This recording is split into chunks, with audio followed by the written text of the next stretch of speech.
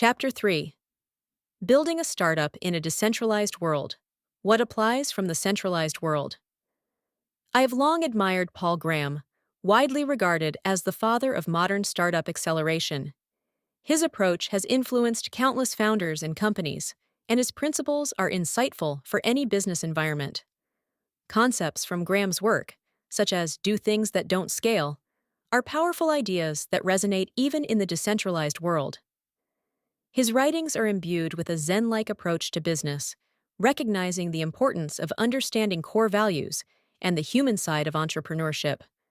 Graham's insights into founder traits, investing, and growth apply remarkably well to decentralized ventures.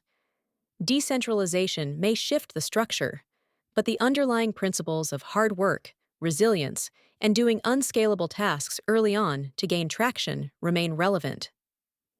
In the decentralized ecosystem, founders like those of the TON blockchain demonstrate that success in this space still hinges on the vision, persistence, and skill of its creators.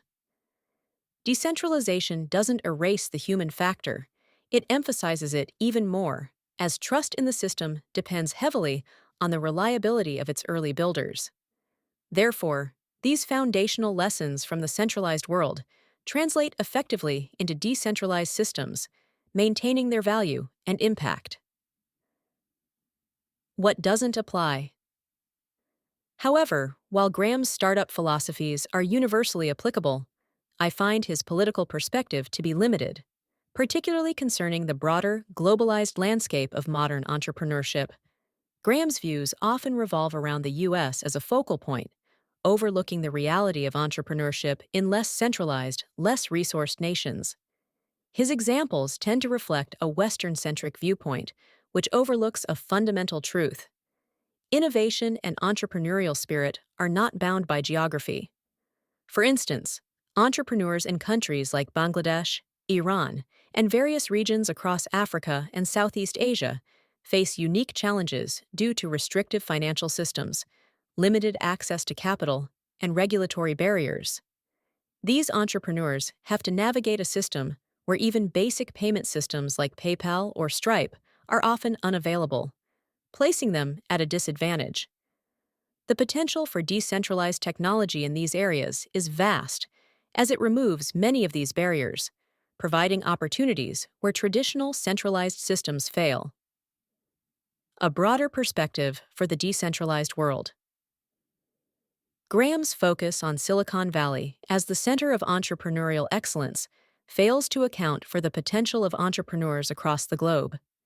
Decentralized technology presents a powerful alternative for those outside traditional systems, where borders, regulations, and restrictive access are daily obstacles. In a decentralized world, the barriers that centralized systems impose can be circumvented, allowing talent from any corner of the world to contribute and thrive. While Graham's insights on startups are valuable, the decentralized ecosystem demands an even broader perspective, one that recognizes the potential of entrepreneurs in every region, regardless of national boundaries or economic status. In this new era, success is not limited to those with access to Silicon Valley's resources, but is available to any innovator willing to embrace decentralization's open opportunities. In a way, decentralization enables the spirit of entrepreneurship to flourish more inclusively, connecting the world in ways that centralized systems simply cannot. A limited perspective. I understand that thinkers like Paul Graham live and operate within the U.S., so naturally, their perspectives carry a degree of bias rooted in their environment. But we've seen this story play out before.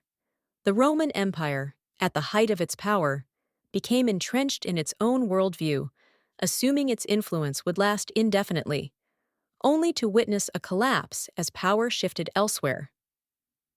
History has shown us that empires are not eternal, and shifts in global influence are inevitable. Today, we are witnessing such a transformation again, with the rise of Eastern economies and increasing influence from regions outside the traditional centers of power. The U.S.-centric perspective, as understandable as it may be, risks overlooking the changing tides of global influence.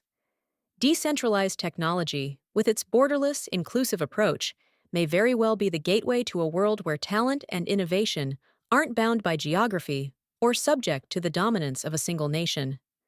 Entrepreneurs in emerging markets are rising, breaking through limitations imposed by centralized systems, and are now major contributors to the global economy.